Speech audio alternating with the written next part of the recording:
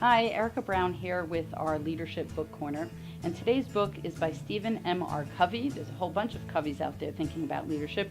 This one is called The Speed of Trust, the one thing that changes everything.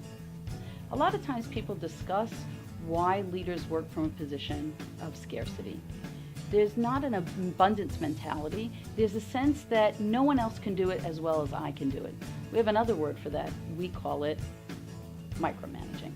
Micromanaging is also being used in leadership literature to think about issues like diminishment behavior, where I can't compliment you, can't grow you, can't maximize your talents because in some way threatening to me.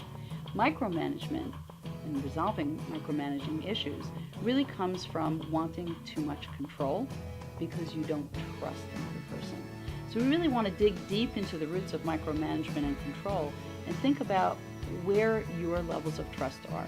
And one of the questions I like to ask leaders is, do you trust first and you're proven wrong or right? Or does it take you a long time to build up a relationship of trust with someone because you're suspicious first and only trust later?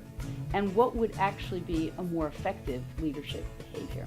And I'll let you be the judge of that and think about in your own life, do you suspect first or do you trust first? And what are the consequences of each of them? But the consequences in leadership can be great because when people feel that they're not trusted, they feel undermined, they don't feel as creative, they don't take risks in the same way, they don't feel they're autonomous in their decision making, and sometimes they shut down altogether. So actually, one of the definitions that I appreciate that Covey uses, it says, over time, he has come to this simple definition of leadership.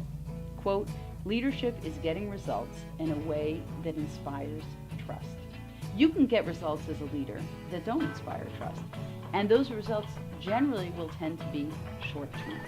If you want to create a leadership team, lay or professional, you need to build trust over time. You need to work from a position of abundance. You need to be a multiplier, which means using people at their maximal and not being threatened, giving credit and not giving blame. Those kind of behaviors are hard for people. Often I joke that leaders will say, I'm not a controlling person. But in actual fact, if you did an analysis, a personality analysis of almost every great leader, we're all control freaks. We try to control conditions, we want to control outcomes, we want to control decision making, and that's not necessarily a bad thing. It means that we have a strong sense of guiding direction that moves us. And yet, that same guiding direction in its most potent state can be immensely deleterious for leadership.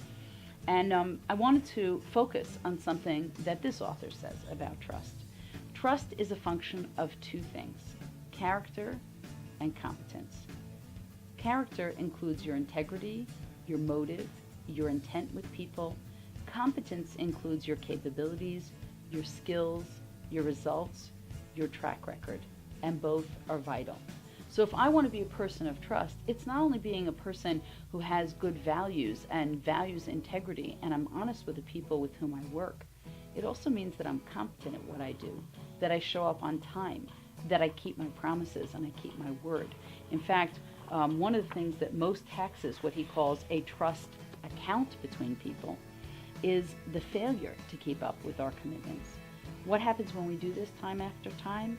What's the net result of repeated failure to make and keep commitments to ourselves? It hacks away at our self-confidence.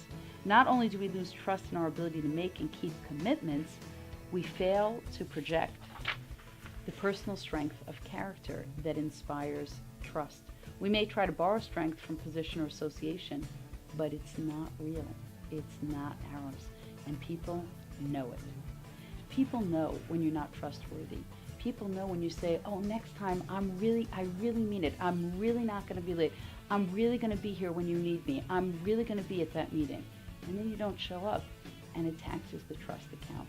And one thing that's fascinating about the trust account, according to Covey, is that withdrawal and deposits aren't equal. I might not trust you, and that'll be a great withdrawal from you. And even if I put something into your bank account so that you're not in overdraft all the time, I may not do enough of it to develop real trust. One of the benefits of of Covey's book is that he says there's a myth that once there's an act of trust that's been broken, it can never be rebuilt. I encourage you to look at this book because he says the speed of trust has to do with rebuilding trust that's already been broken. You can do it. You've got to work hard to do it. So instead of having a conversation about control or micromanagement, think instead about an important conversation on trust. Think of the people who trust you and what you've done to fatten your trust account. And think of people who would benefit from more trust from you. And think about what you need to put into that account and whether you've been withdrawing more than you've been depositing. Because we all want to create in leadership, a robust trust account so that when we do have to withdraw every once in a while, we have enough in the bank to carry us.